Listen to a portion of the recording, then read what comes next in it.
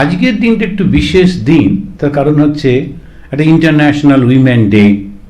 সেখানে মায়েদের সম্পর্কে একটা খুব সুন্দর কবিতা ছোটবেলায় পড়েছিলাম, জগৎ জননী মানা হতো যদি দোপাটি পেত কি ফোঁটা, বলে একটা পরপর অনেকগুলো খুব সুন্দর।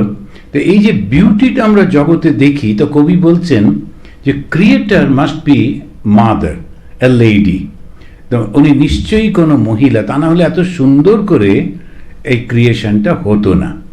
তো সেটা সত্যি কথা, যখন দেখা যায় সব কিছুর মধ্যে মায়েদের বোনেদের এই যে অবদান, এটা অস্বীকার করা যায় না। তো তারপরে আমাদের সেই বিখ্যাত গান সাত ভাই চম্পা, তো সাত ভাই কিন্তু একটি বোন, ও সবাই খুব আদর করে রাখে। তো এই যে মায়েদের প্রতি মেয়েদের প্রতি এই ভাবটা কিন্তু সংস্কৃতির খুব উন্নত অবস্থা। সেই জন্যে দেখা যায় হিন্দুদের মধ্যে মাতৃ সাধনা। আপনি যদি লক্ষ্য করে দেখেন যে আমাদের জ্ঞান, তার দেবী হচ্ছেন সরস্বতী, তারপরে শক্তি দুর্গা কালী। তো সমস্ত কিছুতেই মাতৃ সাধনা এই হিন্দুদের। যদিও বিভিন্ন আর্থসামাজিক কারণে আমাদের একটু সমস্যা হয়ে গিয়েছিল, কিন্তু আবার ধীরে ধীরে পাল্টে যাচ্ছে। যখন আমরা প্রথম দিকে যদি দেখি, গার্গী মৈত্রীর অবস্থাটা ছেড়ে দিলেও, যেমন একদম প্রথমে যিনি সব থেকে এমন একজন মহিলা যার কাছে সব দেবতারা আসছেন এবং বলছেন যে তুমি আমাদেরকে রক্ষা করো, তো সব দেবতার মাতা হিসেবে যাকে ধরা হচ্ছে অদিতি, তো তিনি সেই সব দেবতার মাতা। এবং তারপরে ধীরে ধীরে এটা নেমে আসছে জ্ঞানের মধ্যে, দেখা যাচ্ছে যখন জ্ঞান চর্চা হচ্ছে সেখানেও এরা রয়েছেন। এবং শ্রী রামচন্দ্রের একজন মা, যাকে আমরা সবাই মিলে মনে করি যে ওর জন্যই রামচন্দ্রের এত কষ্ট হয়েছিল, উনি কিন্তু অত্যন্ত বড় যোদ্ধা ছিলেন। আর তার কারণে যুদ্ধক্ষেত্রের মধ্যে দশরথের মতো অত শক্তিশালী রাজা এবং যোদ্ধাকে উনি বাঁচিয়েছিলেন। তো দশরথ, রথ মানে যিনি 10,000 সৈন্যকে নিয়ে চলতে পারতেন, আর 10টা রথের সমান, তার মানে 1,00,000 সৈন্য পরিচালনা করতে পারতেন যিনি, সেই রকম শক্তিশালী রাজা যখন একবার সমস্যায় পড়েছিলেন, ওই কৈকেয়ী কিন্তু ওনাকে বাঁচিয়েছিলেন। তো বোঝা যায় মেয়েদের মধ্যে এই শক্তিটা ছিল। তারপরে আমরা পরপর যদি লক্ষ্য করে দেখি, এই রকম আমাদের ইতিহাস পুরাণের মধ্যে রয়েছে। পরবর্তীকালে যখন ভারতবর্ষ পরাধীন হয়ে গেল, বিভিন্ন ধরনের শক, হুন, পাঠান, মোগল, কেউ তো বাঁচছিল না। তারপরে পর্তুগিজ, ডাচ, ব্রিটিশ, সবাই গেছিল। তো সব ফলটা কি হলো, আমাদের অরিজিনাল জিনিসটা একটু চাপা পড়ে গেল, একটু পেছন দিকে চলে গেল। আর যখনই যুদ্ধ বিগ্রহ হয়, তখনই এক ধরনের মানুষ যারা লিডারশিপ নেয়, তারা ঠিক ক্যাপেবল লিডার নয়, ঠিক শিক্ষিত তা, কিন্তু কি হয়, ওরা ওদের লিডারশিপটা ধরে রাখার জন্যে নানান রকমের অন্যায়গুলোকে ন্যায় হিসেবে প্রতিষ্ঠা করতে থাকে। সেটা স্বাভাবিকভাবে আমাদের এই ইতিহাসে, ভারতবর্ষের ইতিহাসে হয়েছে। আবার সেই 19th সেঞ্চুরি থেকে ওটা পরিবর্তন হচ্ছে। ভগবান শ্রীরামকৃষ্ণ এসে, তা একজন সন্ন্যাসিনী মহিলা ছিলেন গৌরী মা। সেই গৌরী মা তখনকার অত্যন্ত সুন্দরী অল্প বয়সী মেয়ে, কিন্তু এত সাহস ছিল, উনি ওই ত্রিশূল নিয়ে সারা ভারতবর্ষ পরিভ্রমণ করেছেন তখনকার দিনে এবং তপস্যা করেছেন। তারপরে ঠাকুর ওকে ডাকলেন, তুমি আধ্যাত্মিক সেই ডাকের আহ্বানে গৌরীমা গেলেন, ঠাকুর ওকে শিক্ষা দিলেন। একদিন খুব ভাবের ঘোরে তিনি গৌরীমাকে বলেছিলেন, গৌরী, আমি জল ঢালি, তুই কাদা চটকা। তো গৌরীমা সেই মুহূর্তে বুঝতে পারেননি, আমি ফিলোসফিটা বলি, দর্শনটা দিই, ভাবটা দিই, আর তুই শেপটা দে, যে আমি জল ঢালি, তুই কাদা চটকা। তো গৌরীমা তার পরবর্তীকালে মেয়েদের শিক্ষার ব্যবস্থা করেছিলেন। এখনও একটা ওই মঠ আছে, একটা আশ্রম আছে, সেখানে মহিলারা থাকেন, গৌরীমার আশ্রম। তারপরে তো সিস্টার নিবেদিতাকে নিয়ে এসে স্বামী বিবেকানন্দ করলেন। এখন তো যদি আপনারা যান, এবারে আমি 2বার গেছিলাম, ওই সিস্টার নিবেদিতার বাড়ি যেটা বাগবাজারে ছিল একদম পোড়ো হয়ে গেছিল। পরে বর্তমান যে পশ্চিমবঙ্গ সরকার তারা ওটা অ্যাকোয়ার করে ওকে দিয়েছেন, টাকাও দিয়েছেন। এখনও যদিও ওদের আর একটু পয়সা দরকার, কি সুন্দর করে করছেন, দেখলে অবাক হবেন। আমি গিয়ে অবাক হয়ে গেছি। ছোট্ট ঘর আগেকার দিনে যেমন হতো, নর্থ ক্যালকাটার বাড়িগুলো ছোট ছোট, আর তার মধ্যে আপনি গিয়ে দেখলে ওখানে টাচ করলেই সঙ্গে সঙ্গে ইতিহাসটা এসে যাচ্ছে। তো এরকম ভেরি মডার্ন ওয়েতে ওরা সব করছেন। তা যেখানেতে স্বামীজি, রাজা মহারাজ এরা সব বসেছিলেন সেই বারান্দাটা রেখেছেন সুন্দর অ্যাজ ইট ইজ।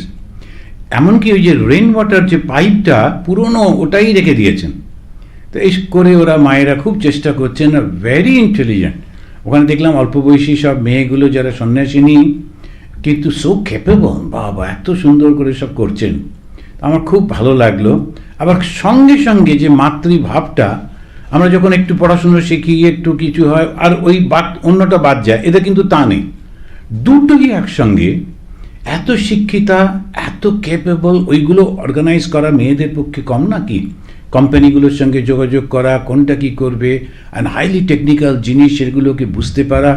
ওদের মধ্যে কেউ কেউ আছেন করছেন, অ্যাট দ্য সেম টাইম একটু পাটিসাপটা, তারপরে অমুক, তারপরে তমুক, ঠিক একদম যখন কেউ যান এত গিফট দেন ওদেরকে। এই দুটো জিনিসই কিন্তু ঠিক ব্যালেন্স করে সুন্দর করে সে মায়েদের মতো মাতৃভাবে তো খুবই আছেন। তো একজন বর্ষা মাতাজি বলেছিলেন অরুণাচলে, তো উনি সবসময় যখনই আমাদের আশ্রমে আসতেন কখনো সখনো অনেক করে নানান গিফট আনতেন, ওদের বাগানের ফল সবজি অমুক তমুক। কেউ গেলে এত আনন্দ করে খাওয়াতেন। তা আমাদের আশ্রম আর ওদের আশ্রম 50 কিলোমিটারের ডিস্টেন্সে ছিল, ওদের একটু পাহাড়ের উপরে, আমাদেরটা নিচে অরুণাচলে। তো আমাদের ওখানে যে গেস্টরা আসতো তাদেরকে যখন আমি বলতাম আচ্ছা একটু ঘুরে আসুন, আমরাই গাড়ি টাড়ি দিয়ে ব্যবস্থা করতাম, ফিরে এসে শুধু ওদের প্রশংসা করতো। আমি বললাম মশাই 7 দিন ধরে আমরা খাওয়ালাম আর একবারে এত প্রশংসা। তো ওই যে পাশে দাঁড়িয়ে খাওয়ানো, প্রত্যেক মাতাজি একটা করে কিছু না কিছু রান্না করেছে, আর আমাদের সব বাবাজিরা নিজেরা খেলেও চলে গেল। তো মাঝে মাঝে জিজ্ঞেস করতে আপনি খেয়েছেন, আচ্ছা খাননি, আজ কালকে খেয়ে নেবেন, এরকম। এই সেই ডিফারেন্সটা হচ্ছে মাতৃ হৃদয়টা যদি জগতে না থাকে তাহলে এই জগৎটা একটা ভয়ঙ্কর জায়গা হয়ে দাঁড়াবে। তা আজকে ইন্টারন্যাশনাল উইমেন ডেতে খুব প্রার্থনা করি যে প্রত্যেকটি নারী যেন মা হয়ে ওঠেন, এবং সেই মা হওয়া যে শ্রীরামকৃষ্ণের সাধনার মধ্যে মাতৃভাবে সাধনা। আর আজকেই আবার এই বোধহয় হোলি শুরু হয়ে গেছে দেশে এখন, এটাও একটা খুব সুন্দর। এবং এই দিনেই পূর্ণিমা রাতে চৈতন্য মহাপ্রভু জন্মগ্রহণ করেছিলেন। আমরা আলোচনা করছিলাম যে এই সময়টা ভারতবর্ষে যখন উনি এসছিলেন খুবই একটা টার্ময়েলের মধ্যে দিয়ে চলছিল। তখন ওই পাঠান এবং মুঘলদের মধ্যে লড়াইটা হচ্ছে, মুঘলরা আসবার চেষ্টা করছে, পাঠানরা তারা অলরেডি ভারতবর্ষে রয়েছেন।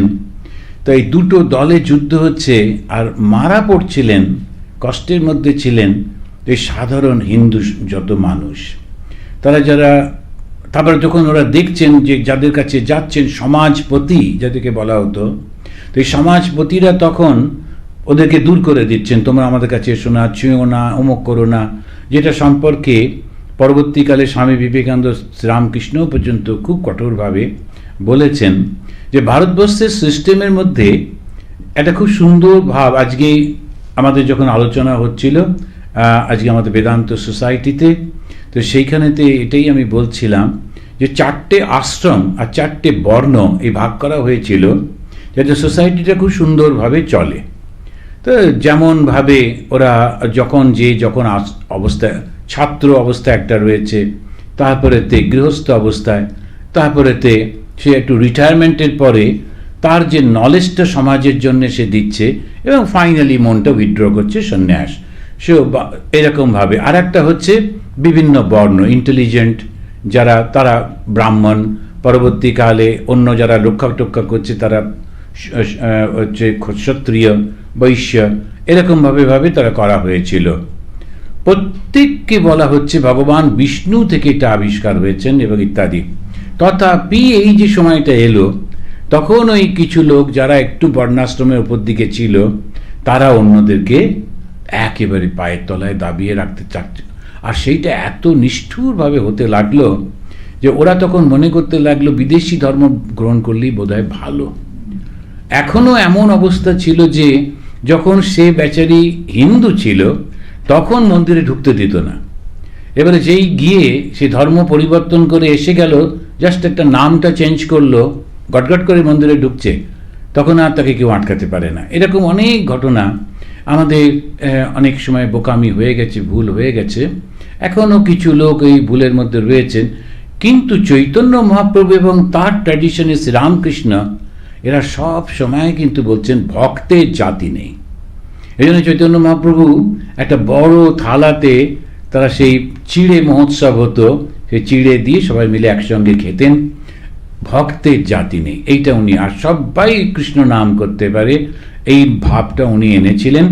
সে আজকে সেই চৈতন্য মহাপ্রভুর জন্মতিথি এবং আনন্দের মধ্যে, হোলির মধ্যে দিয়ে, তো আজকে আমরা ভগবান শ্রীরামকৃষ্ণের এই কথাগুলি পাঠ করব। তার আগে যেমন আমরা করি, আসুন আমরা কথামৃতের প্রথম শুরু করবার আগে এই মন্ত্রটা আমরা পাঠ করি ভাগবতের গোপী গীতা থেকে। তব কথামৃতম তত্ত্ব জীবনম কবি বিরীড়িতম কল্মষাপহম শ্রবণ মঙ্গলম শ্রীমদাততম ভুবি গৃহন্তি এ ভূরিদা জনাঃ।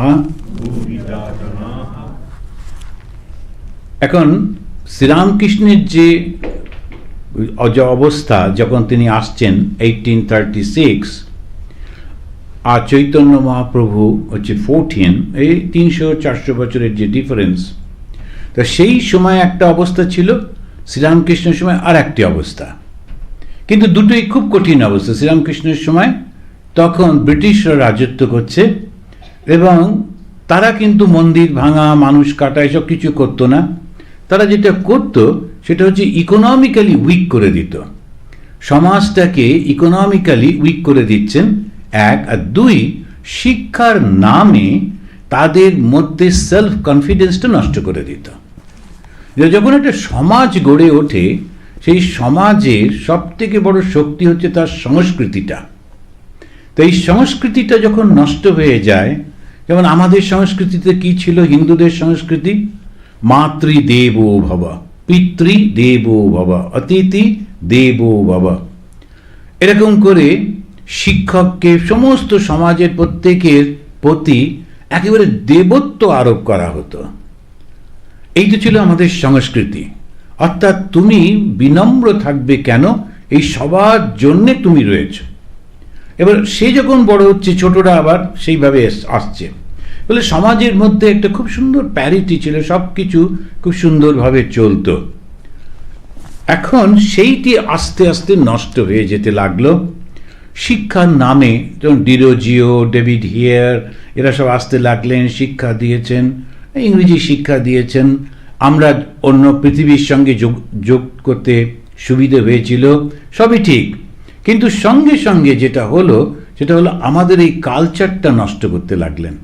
সেটাতে সবটাই হচ্ছে নেগেটিভ নেগেটিভ নেগেটিভ, কিছু নেই কিছু নেই কিছু নেই, শুনে শুনে আমরা মনে করতে লাগলাম আমাদের কিছু নেই। এই যে মাঝে মাঝে আমি এই গল্পটা বলি, কোথায় শুনেছিলাম জানি না, ভুলে গেছি। তো এই বিদেশি বা ফরেন শব্দটার উপরে আমাদের এত টান। তো একটা ভদ্রমহিলা চোখটা করকর করছে, তা তিনি স্বামীকে বললেন যে চোখটা কীরকম করছে, তো ডাক্তারের কাছে নিয়ে গেলেন। তো ডাক্তার দেখে থেকে বললেন একটা ফরেন পার্টিকেল পড়েছে, আমি বার করে দিচ্ছি। ভদ্রমহিলা লাফিয়ে উঠলেন, ফরেন পার্টিকেল পড়েছে, আর আপনি, ফরেন পার্টিকেল পাওয়া যায় না আর আপনি সেটা, এখন এতখানি, এটা অবশ্য মজা, কিন্তু সেই গল্পটা এরকম আমাদের অবস্থা হয়ে গেছে, এনিথিং ফরেন ভালো আর আমাদের যা কিছু খারাপ। এই করে করে আমাদের ভেতরটা থেকেই মনে হচ্ছে যে আমরা কিছু পারি না। এক্স্যাক্টলি এই জায়গাটা এসেই এই মানসিক অবস্থাটাকে পরিবর্তন করে দিলেন বিবেকানন্দ।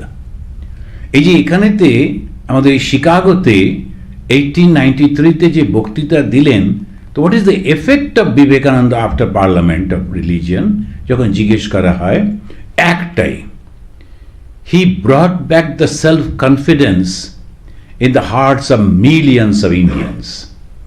যে এত লক্ষ মানুষের হৃদয়ের মধ্যে যে তিনি ওই সেলফ কনফিডেন্সটা ফেরত এনে দিছিলেন। এখনো বিবেকানন্দকে নিয়ে সবাই মাতোয়ারা, সারা ভারতবর্ষ যেখানেই আপনি যান চতুর্দিকে একটা করে বিবেকানন্দের স্ট্যাচু রয়েছে, ছবি রয়েছে, কিন্তু তবু বলবো বিবেকানন্দকে ঠিক আমরা বুঝতে পারছি না। সে বুঝতে পারছি না এটা কি, তার অনেকগুলো তার রয়েছে, কিন্তু মেন হচ্ছে সেলফ কনফিডেন্সটা। সেই সেলফ কনফিডেন্স উনি ফেরত আনলেন এবং এসেই বললেন যে আমাদের একমাত্র উদ্দেশ্য হচ্ছে স্বাধীনতা, ফ্রিডম ফ্রিডম ফ্রিডম। এই ফ্রিডমটা কি? একটা হচ্ছে আমাদের আত্মিক ফ্রিডম, আর একটা হচ্ছে পলিটিক্যাল, ইকোনমিক্যাল, সোশ্যাল ফ্রিডম উনি আনতে বলছেন। তো এই জিনিসগুলো আমরা দেখছি, কিন্তু কার কাছে শিখলেন? ভগবান শ্রীরামকৃষ্ণ। শ্রীরামকৃষ্ণ কিন্তু সমাজ পরিবর্তন কিংবা বিপ্লব এসব কোনো শব্দই বলছেন না। উনি যেটা করছেন সেটা হচ্ছে ভারতবর্ষের যেটা অরিজিনাল ছিল সেই আধ্যাত্মিক শক্তিটাকে উনি আবার নতুন করে জাগ্রত করে দিচ্ছেন। আধ্যাত্মিক শক্তি ছাড়া মানুষ আর পশুর মধ্যে পার্থক্য নেই। সেই আমাদের শ্লোক আছে, আহার নিদ্রা ভয় এক্সেট্রা, সেটাতে আর পশুতে, মানুষের পশুতে কোনো ভয় নেই, এক পার্থক্য নেই। কিন্তু ধর্মে না হীনা পশুভি সমানা, এই ধর্মটা কি? তো এবারে আমি গিয়ে সব জায়গাতেই যেটা ধর্মের একটা সিম্পল ব্যাখ্যা সব জায়গায় বলছিলাম, তো which has been accepted and admitted by many, সেটা হচ্ছে একজন ভদ্রমহিলা, তিনি প্রফেসর ছিলেন, বয়স্কা। তিনি বললেন যে মহারাজ আপনি এত সুন্দর একটা আমাদের ধর্ম সম্পর্কে শেখালেন যে আমরা কিন্তু এটা নিয়ে ভাবিনি। ধর্ম মানে কি? কথা রাখা। কথা রাখো, প্রতিজ্ঞা করেছো, প্রতিজ্ঞাটা রাখো। তো মাঝে মাঝে আমি বলতাম, যখন আমরা বাংলায় বলি কথা রাখো, ঠিক অতটা জোর হচ্ছে না, আর যখন আমরা বলি হিন্দিতে ওয়াদা কিয়া তো ওয়াদা নিভানে পড়েগা, তখন এটা বেশ জোর জোর হয়। তখন দুটোই একই। তো এখন এই যে কথা রাখো, এটা আমি লক্ষ্য করে দেখুন, আমরা প্রত্যেকটা জায়গায় জীবনের প্রতিটি পদক্ষেপে প্রতিজ্ঞা কিন্তু করি সবাই। যখন একটা কোনো অফিসের পজিশনে যাচ্ছি, পোস্ট নিচ্ছি, বিশেষ করে যারা মন্ত্রী হন, তারপরে যারা জজ ব্যারিস্টার হচ্ছেন, প্রত্যেকে কিন্তু ওথ নিচ্ছেন। এই যে মিলিটারিতে যান, পুলিশে যান, এমনকি যখন একটা দেশের নাগরিক হয় ওটা ওথ নেয়। সেই ওথ নেওয়াটা বিয়ের সময়তে আপনারা কিন্তু প্রতিজ্ঞা করছেন, 7টা প্রতিজ্ঞা করেন। ওই যে 7বার ঘোরে 7টা প্রতিজ্ঞা। আমি অনেককে জিজ্ঞেস করলাম, মনে আছে? ও তত হই হট্টলগুলোর মধ্যে ঠিক ভালো করে শুনিনি, যে আর একবার ভালো করে শুনে এবারে আপনাদের ফ্রিজের গায়ে টাঙিয়ে রাখুন, তাহলে বিচ্ছেদটা আর হবে না। এখন যেই ওই প্রতিজ্ঞাগুলো রোজ চোখে পড়বে, তখন কিন্তু দেখবেন সত্যি সত্যি এই যে স্বামী স্ত্রীর মধ্যে এই যে বিচ্ছেদ, এটা কিন্তু একেবারে কমে যাবে। একবার যদি মনে হয় আমাকে তো প্রতিজ্ঞা করেছিলাম এই নারীকে আমি রক্ষা করব, সম্পদে বিপদে সদা সর্বদা পাশে থাকব, এই প্রতিজ্ঞাগুলো যেই আপনার মনে আসবে, না আমি এটা করতে পারবো না, আর যেই ওই প্রতিজ্ঞা রাখবেন আপনি ধর্ম পালন করছেন। প্রত্যেকে নিজের নিজের জায়গায়। সন্ন্যাস মানে কি? কতগুলো প্রতিজ্ঞা মাত্র।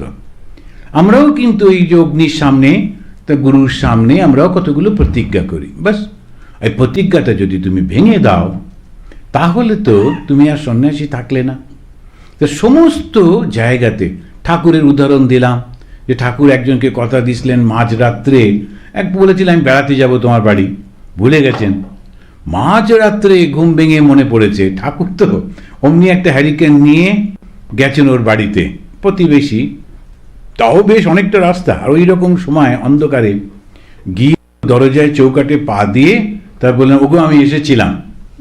কথা রাখা, কথা রাখতে হবে। তো এই কথাটা যদি আমরা রাখতে পারি, তো রামচন্দ্র যেমন বলছেন তার বাবাকে, রঘুকুল রীতি সদা চলি আই, প্রাণ যাও বড় বচন না যায়। কথা যখন দিয়েছি কথাটা রাখবো। তো এই যে বচনবদ্ধতা, এইটা একটা খুব বড় জিনিস। তো ঠাকুর ওইটাই বারবার বলছেন, মন মুখ এক করো। ধর্মটা কি? মন মুখ এক করা। তুমি কথা দিয়েছ, সেই কথাটা তুমি মন থেকে দিয়েছ যখন, এটা রাখতেই হবে। ঠাকুর কথা কইতে কইতে সমাধি তত্ত্ব বুঝাইতেছেন। এবার আমরা শ্রীরামকৃষ্ণ দক্ষিণেশ্বরে নরেন্দ্র আদি অন্তরঙ্গ অন্যান্য ভক্ত সঙ্গে, প্রথম পরিচ্ছেদ, দক্ষিণেশ্বরে কেদারের উৎসব। মাস্টারমশাই ছোট্ট ছোট্ট করে লিখে দিচ্ছেন, দক্ষিণেশ্বর মন্দিরে ঠাকুর শ্রীরামকৃষ্ণ কেদারাদি ভক্ত সঙ্গে কথা কইতেছেন। আজ রবিবার অমাবস্যা, 29শে শ্রাবণ, 13ই আগস্ট 1882 খ্রিস্টাব্দ, বেলা 5টা হইবে। এই যে একেবারে মানে মাস্টারমশাই যে ডেসক্রিপশনগুলো খুব ইউনিক, আর ডায়েরির মধ্যে থেকে পুরো লাগছেন ঠিক বিকেলবেলা। এখন কেন করেছেন, অনেক সাধুরা, আমাদের যে আগে প্রেসিডেন্ট মহারাজ ছিলেন, তিনি তাঁর যখন কথামৃত প্রসঙ্গ বলছেন, এটা মেডিটেশনের সুবিধা হয়। যারা কথামৃত পড়ে তারা কিন্তু এই কথামৃত একটু পড়েই চোখ বুজে ওই নিজেকে ওই জায়গায় নিয়ে যায়। বিকেলবেলা কীরকম হবে, বিকেলবেলায় কেন করে ঠাকুর বসে আছেন, ইত্যাদি ইত্যাদি। শ্রীযুক্ত কেদার চাটুর্যে হালি শহরে বাড়ি। এখন অনেকের নাম কেদার হতে পারে, সেজন্য মাস্টারমশাই কোন কেদার হালি শহরে যে বাড়ি, সরকারি অ্যাকাউন্টেন্টের কাজ করিতেন। অনেক দিন ঢাকায় ছিলেন।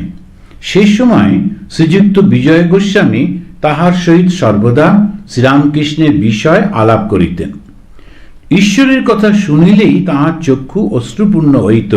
তিনি পূর্বে ব্রাহ্ম সমাজভুক্ত ছিলেন। মানে তার সম্পর্কে পুরোটা বলে দিচ্ছেন। তা মনটা এত সুন্দর, এত ভালো যে যখনই তিনি ঠাকুরের ঈশ্বরের কথা শুনতেন তার চোখে জল আসতো। ঠাকুরের একটা কথা আমরা হয়তো পড়েছি এবং আবার পড়ব। ঠাকুর বলছেন, কি করে বুঝবে ভক্ত, যখন হরি বা কৃষ্ণ নাম শোনার সঙ্গে সঙ্গে চোখে জল আসে। এতটা ভাব, এতটা ভালো বাসা রয়েছে ভগবানের প্রতি যে শোনার সঙ্গে সঙ্গে তার চোখে জল আসে। তা এই যে ভদ্রলোক, তার ওই রকম হচ্ছে কেদারের। তা তিনি ব্রাহ্ম সমাজভুক্ত ছিলেন। তখনকার দিনে শিক্ষিত লোকেরা সবাই ব্রাহ্ম সমাজ ছিল। কেন না, এক একটা ঢেউ ওঠে। তা শিক্ষিত লোকেদের মনে হতো যে এমনি যেসব মন্দির টন্দিরগুলো, ওগুলো অশিক্ষিত যারা, তারা ঠিক ঠিক শিক্ষিত না হলে এটা বুঝতে পারা যায় না। আবার একটা মাঝখানে একটু এসেছিল, সেটা হচ্ছে অরবিন্দ, যে ঋষি অরবিন্দের যে আশ্রম, ওখানেও একটা মোটামুটি ওই ভাবটা একটা ছিল যে যারা শিক্ষিত তারা বেশ কালচার, এরা শুধু অরবিন্দের ওখানে যান, ইত্যাদি ইত্যাদি। তো এরকম ছিল। কিন্তু ধর্মের ব্যাপারটা একটু আলাদা। সোসাইটি একরকম, যেমন আমাদের এখন লায়ন্স ক্লাব, রোটারি ক্লাব, এগুলো সব ঠিক আছে, বড় লোকেদের জায়গা, তারা রেস্ট্রিকশন করে দিয়েছে, এত টাকা তোমার ইনকাম না হলে ঢুকতে পারবে না, এসব ঠিক আছে। কিন্তু ধর্মের ব্যাপারটা হচ্ছে রিয়ালাইজেশন। ওখানে এরকম করে সমাজে এসব করে কিছু লাভ হয় না, বেশি দিন থাকতে পারে না। এটা তো কোনো ক্লাব নয়, এটা কিন্তু realised people only can establish religion, তা না হতেই পারে না। তো ধর্মের এই জিনিসটা হচ্ছে যখন কেউ ঈশ্বরকে দর্শন করেছেন, ঈশ্বরের ভাবে ভাবিত, তার কথা অনুযায়ী যারা চলেন, তাদের মধ্যেও ওই ভাবটা আসে। আর সেই ভাবটা যখন আসে তখন দুটো জিনিস হয়। এক, এই জগতের প্রতি তাদের মন আর আকৃষ্ট হয় না, নাম যশ প্রতিপত্তি দেহ সুখ এটার দিকে মন যায় না, অথচ মনটা ভালোবাসায় ভরে যায়। মনটা সবার প্রতি একটা ভালোবাসা, টান, ফিলিং, সেটা খুব হয়। কি করে বুঝবো যে আমি ধর্মের পথে এগোচ্ছি? এইগুলো ঠাকুরও নিজে পরে বলছেন। ঠাকুর নিজের ঘরের দক্ষিণের বারান্দায় ভক্ত সঙ্গে বসিয়ে আছেন। এবারে গেলাম, ঠাকুর সেই বারান্দাটাই দিয়েছে বন্ধ করে। এখন বোধহয় ভিড়টির বেশি হয়, কিন্তু আর একটু থটফুল হওয়া উচিত ছিল, ক্যাজুয়াল এরকম না করে। তারপরে হয়তো একটু রিস্কও আছে, সিকিউরিটি অমুক তমুক, কিন্তু সিকিউরিটি থাকুক আর যাই থাকুক, কতগুলো হিস্টোরিক্যাল পার্সপেক্টিভ থাকে। ঠাকুরের ওই দরজাটা বন্ধ করে দিয়েছে ঠাকুর, তিনি কিন্তু ঝাউতলা দেখতে পাচ্ছেন না। তো তিনি ওই যে মা যেখানে থাকতেন সেইটা দেখতে পাচ্ছেন, ওই ঘরটা। তাও মাঝখানে আবার রাসমণির একটা মন্দির হয়েছে, কিন্তু এই জিনিসগুলো যারা করেন একটু মনে রাখা উচিত, এটা ছবি কিন্তু নয়, এটা জীবন্ত একটা মানুষ যেভাবে অভ্যস্ত ছিলেন, আর তিনি যে সে মানুষ নন যিনি এত লক্ষ মানুষের মনকে ঈশ্বরের দিকে নিয়ে চলেছেন, তো তার উপস্থিতি ওখানে আছে। তো সুতরাং তাকে আমরা বারণ করতে পারি না, মশাই এদিকে তাকাবেন না, আমি দরজা বন্ধ করে দেব, তা তো হয় না। বুড়ো বাবা, বেশি গায়ে শক্তি নেই, ছেলে এসে দরজা জানলা সব বন্ধ করে রেখে দিল, মাঝে মাঝে একতলা খাবার দিয়ে দিল, তাতে হবে? এরকম হয় না। আজকে এবারে গিয়ে একটু মন খারাপই হয়ে গেল, ওই জানলা দরজা সব বন্ধ করে দিচ্ছে।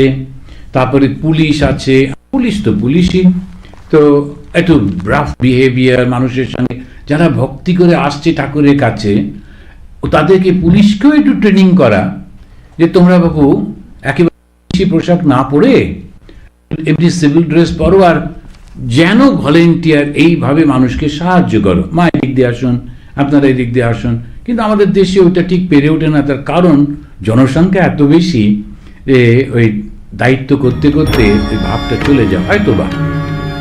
তা একটু হলে ভালো। তো এবার একটুখানি মন খারাপ হয়ে গেল, ঠাকুরের মন্দিরে গিয়ে দেখছি ঘরটা অন্ধকার অন্ধকার, ওই দরজাটা বন্ধ হয়ে গেছে।